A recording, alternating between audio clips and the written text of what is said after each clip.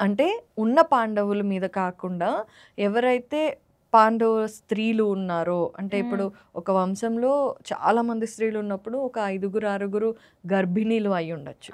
వారి గర్భంలో ఉన్న శిశువులందరూ దీనివల్ల సంహరించబడతారు అని అంటాడనమాట.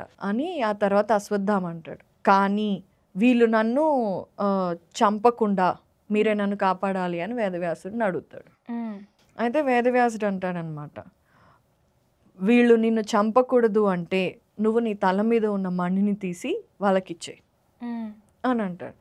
లేదు ఇది నేను ఎలా ఇస్తాను, ఈ మణి ఉండటం వల్ల ఆకలి దప్పులు ఉండవు, రాక్షసుల వల్ల దేవతల వల్ల నాకు ఏ అపాయము ఉండదు, నాకు ధనం ఎప్పుడు ఉంటుంది, ఇలాంటి మణిని నేనెందుకు ఇస్తాను, నేను ఇవ్వను అంటాడు. అంటే నారదుడు వ్యాసుడు ఉంటే గట్టిగా చెప్తారనమాట, నువ్వు చచ్చిపో, అయితే నేను చంపేస్తాడు, నువ్వు చచ్చిపో, ఎందుకు మళ్ళీ నువ్వు ఎన్ని పాపాలు చేసావు ఇవన్నీ లిస్ట్ చెప్పి వేదవ్యాసుడు గట్టిగా చెప్తాడు. అయితే ఇంకా చేసేదేమీ లేక, సరే నేను మరణించకుండా ఉండాలి అంటే ఇది ఒక్కటే దారి కదా, ఇంకా నేనేం చేస్తాను అని ఆ మణిని తీసి చేతిలో పెడతాడు.